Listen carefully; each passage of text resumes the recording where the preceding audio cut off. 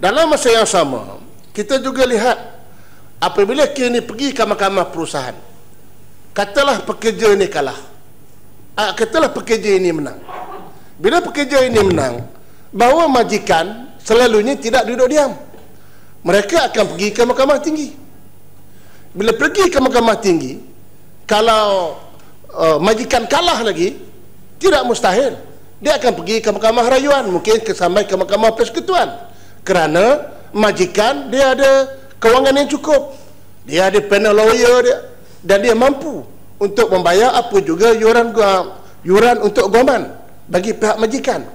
Tapi bagaimana nasib pekerja-pekerja yang asyik tertindas apabila mereka nak lawan ke mahkamah, ke mahkamah tinggi? Selalunya mereka kena mengambil peguam. Apabila mereka mengambil peguam, mereka kena bayar yuran sendiri.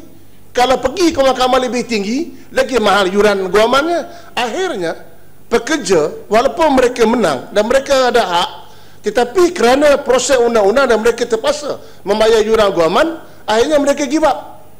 Nah, apabila mereka give up, maka majikan akan menang di dalam kes itu.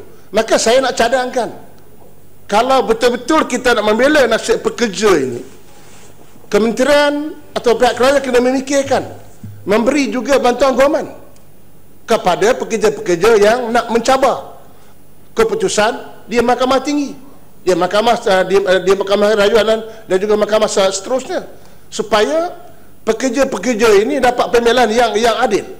Kita tahu kos guaman ni bukannya murah. Saya biasa saya lawan dengan Sepang dulu, saya spend dekat 100 dekat 200,000 saya bayar lawyer. Saya kalah, saya menang mahkamah tinggi, saya menang, saya kena bayar kat 1,000. Sepang rayu ke mahkamah rayuan, saya tak pasal lawan lagi, walaupun saya menang, tapi dekat 200,000 saya belanja. Ini yang saya nyatakan bahawa kos yuran, kalau bagi 1,000 sampai Abdullah, nanti salah marah pula, dia petikai lagi pula juran murah juga. Jadi pembangkang ni, kita juran murah pun dia marah, juran mahal pun dia marah. Jadi sebab itu bantuan guaman, saya ingat elok difikirkan kepada pekerja-pekerja ni.